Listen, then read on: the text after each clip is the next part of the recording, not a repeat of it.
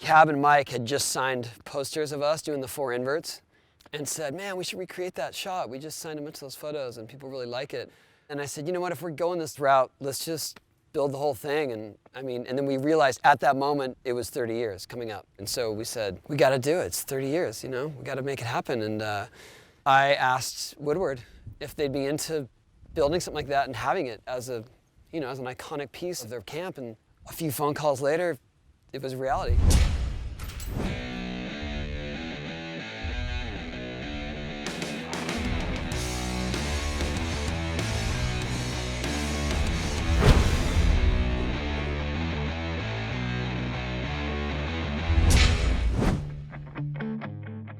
It's crazy how this came together because I was asked if I wanted to build the animal chin ramp. And my only stipulation is I'm not doing it without Tim Payne, because the thing would not exist without Tim Payne.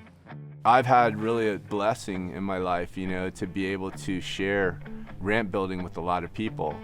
And I've known Nate since he was, I want to say 16 years old or something. I was building some stuff at Woodward, and Nate was one of the little kids that were building, all bright-eyed and just had lots of questions, and he had that drive. He wanted to do it so bad. We were building Lot 8, and that was my first time I got to build with him. He pretty much made me become the builder that I am today. Tim was a master ramp builder before anyone was building ramps.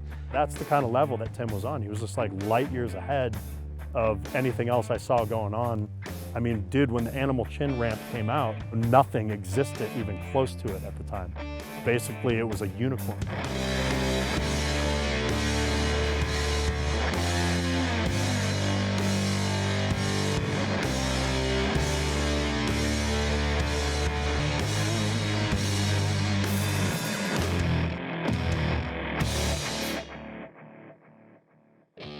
We had a spot at the tennis courts here at Woodward West. Tim and I started talking about the crew, and we just brought the all-star crew together to come in and knock this ramp out in like 7 or 8 days. Ryan Corrigan, I'll hire him on a job to build the weirdest blends or bowl corners or volcanoes. He'll just put his headphones on, shut his mouth, and get the job done, and get it done better than most people. Ron Kimler, looked up to him my whole life, man, and he got killer at building ramps, over the years that he worked at Woodward.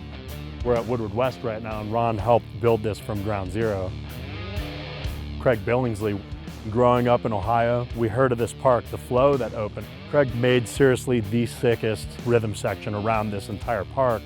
He thinks of these things he wants to ride, works his butt off, and why wouldn't I hire a guy like that? Kris Sherry, he's the guy that makes all this stuff look amazing around here. He creates art and helps fix things, and is just this masterful guy that any skill or anything that you throw at the guy is like, yeah, I can do that. There's a job for everybody, and Kris can do all of them. Alan Russell, man. I started working at Woodward in 1992, and he was a skateboard pro at the time, lived down in Tampa area, always helped out with his skate scene, and he's totally meticulous, where you can just walk away from him and you know it's gonna be done exactly how you want it done. That brings us to Mike Cruz. The best thing about Cruz is he knows exactly what he's doing. He's no spring chicken. He's one of the oldest guys on the crew, and he's here to get the thing done. He's a vert skater and he wants this thing to be perfection. I would love to work with him any day. Hey, let the Birdman know every stud on every bit of vert is premiumly hand selected. Day one, plywood just showed up. I'm just on the fork running materials in.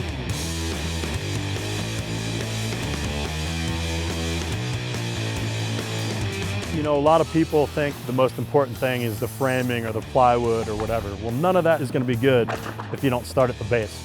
We knew we were working on a tennis court. Perfect, it's going to be perfect, right? And not so right at all. Tim ran one line level on the entire thing. One side of the ramp was running almost 10 inches off the ground. I jumped right in on it, started cutting all these blocks up, and we're just bringing the 2x8 boards straight up, leveling out the entire pad. There's a lot of transitions to be cut today. Alan and Cruz are doing that right now. Craig is cutting all the ribs, annihilating piles of wood. I'm gonna forklift them over to Ron and Ryan, and we're basically stacking and packing right now. As each section will get framed up, there are different top pieces to all those because the ramp has all the different features on it. Tim's making all the calculations, which transitions need to be taller, which ones need to be cut down a little bit. Amazing first day, the crew killed it. Now that the base is level, Ryan and Craig are framing up flat bottoms, putting a layer of ply on to make them square. And as soon as we get those down, we can start laying all the sections out there being built.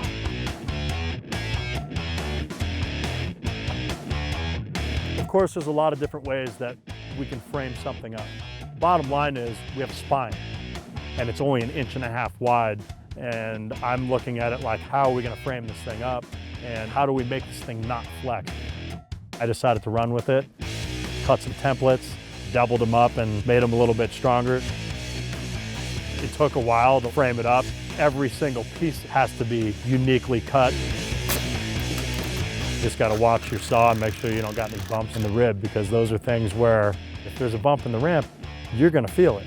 So we're trying to take those extra precautions. Pretty happy with how they came out. Definitely not happy with how heavy they are, because that sucks. Carrying this wood is lame. Awesome day. Let's get some sleep. Day 3, we're actually gonna start constructing this ramp. Putting the flats into place right now. Crews and all the other guys are making sure all the plywood seams are coming together. As we put them in, we're gonna try to keep leveling everything out.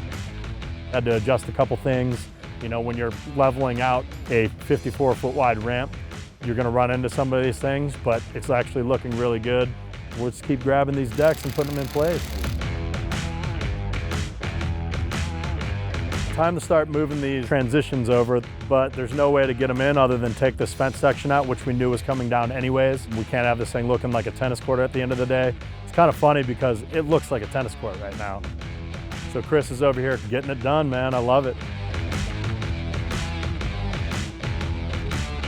We got over to the other side of the fence and this tree's in the way. This thing's got to go. Let's get it out of the way here. Running the line across the top of these templates.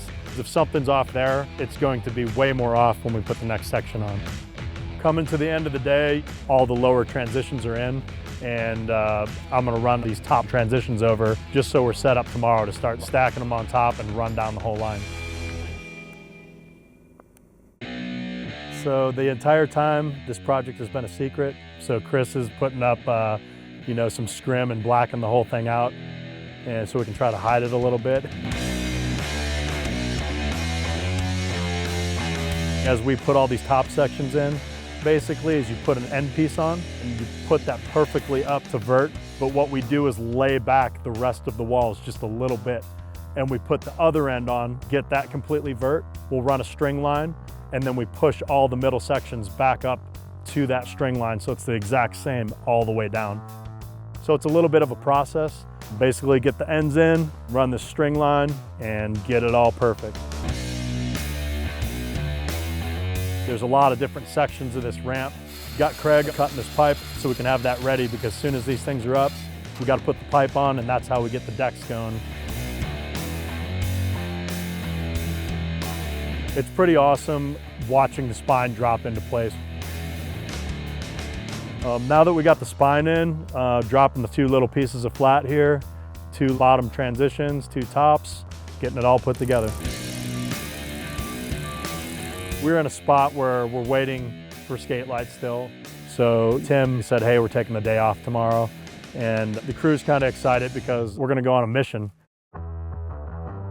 We loaded up in one of the Woodward vans and met up with longtime friend Mike Escamilla, and he took us to this spot that I never would be able to find again, like a little DIY spot. I was blown away that dudes put the time, money, and effort into making such a crazy spot.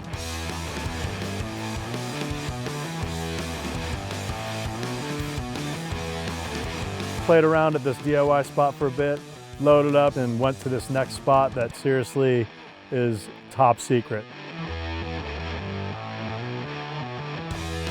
And there's just perfect transitions everywhere surrounding me. Of course, I just see the most weird hip thing in the world, and I was like, what is this? Started taking a couple runs at it and felt good. It almost died a couple times, but seriously, it felt so good just to pedal at something and monster truck stuff like I used to back in the day. I love it. Definitely an epic spot, and I guess we're gonna go down the way a little bit. And of course, Ron gets an eye on some weird rock sub, and it's pretty gnarly, man. Ron's just like, screw it. And then Rooftop comes back over and wants to film it, and Ron got broke off, man. That's the price you pay, though, with some of the stuff that we try, and Ron will live to ride another day, of course, and he's fine, but he's gonna be a little bit sore tomorrow. Now that we got most of the ramp standing here, we get to concentrate on doing the decks. I decided to put myself up on top on the decks to get everything going. Ran down the whole line of this, putting the decks up with all the different sections. There's different heights to the ramp everywhere. So the deck of the mini ramp is 2 feet taller than the flat bottom. So we have little 4 foot wide sections here and there. As I'm going, just trying to put some plywood on and square it up. All these things are going together. Got everything plumbed up and put the post in. While putting the decks in over here, the spine started getting sheeted. Got to a point on the decks that I had to start building the roll in. Decided to use some thinner plywood on this since it's such a tight radius. I think it's like a 16-inch radius. Shim this little thing out and get it all perfect. One of the unique features and kind of iconic things about this ramp is the tunnel they had going through the spine. Alan and Mike are working on that feature. Alan cut the transitions out, they're framing it up, dropping it into place. The idea is to ply over this thing. This isn't something that's gonna just pull in and out that people are gonna be able to use all the time. It's a kind of a one-shot deal. When this thing gets pulled out, we're gonna cut it out. We made a little map. The seams will get cut, the ramp will get pulled out, and eventually it'll get framed back in there and closed off permanently. So Tim had some pipe pre-bent before we even got here, traced out some transitions straight from the pipe, made the little seat for the pipe to sit right in. So he's working on that right now. It's kind of cool. The old ramp had PVC coping on it. This time around we have metal coping. I'm gonna jump in on the pipe. Probably my favorite thing that I do now is fabrication, welding, grinding, cutting. I love working with metal, specifically when I'm listening to metal. I'm gonna cut the curved piece on an angle. I'll cut the piece that's on the extension on an angle, put that together, and I'll tack weld it. And then I'll make a couple other cuts in it, and I just start taking a hammer and smashing it down to get a round edge on it. So basically I've taken that edge and I've softened it and welded it all together. I've made a lot of weird stuff out of metal and coping. This is pretty neat, making this mini ramp blend together. Everything's welded closed and it looks like one piece at the end of the day. Skate light just showed up. You have to make a template and drill all the holes with a 3/16 bit, and then you have a little palm router that you go zip, zip, zip. This is sometimes the worst job on site because it hurts your back.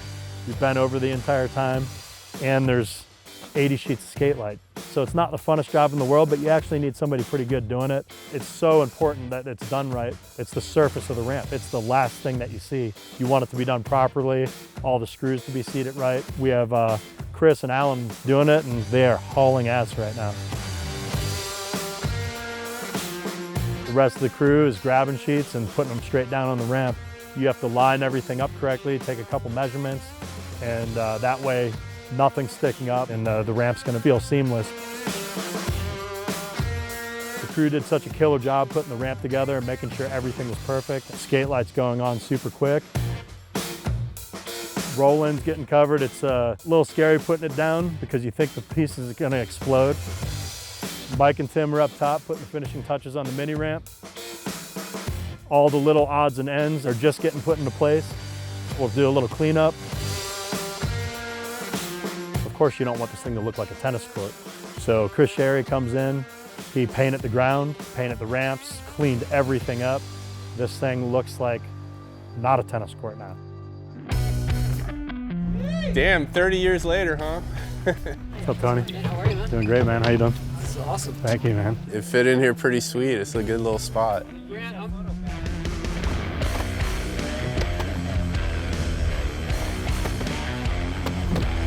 That's Tony Hawk.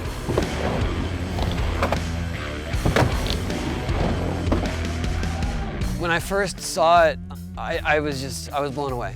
You know, I thought this actually happened. Like this, and it's here to stay. That's what was the most exciting part to me. Was I saw it and I was like, people get to come skate this.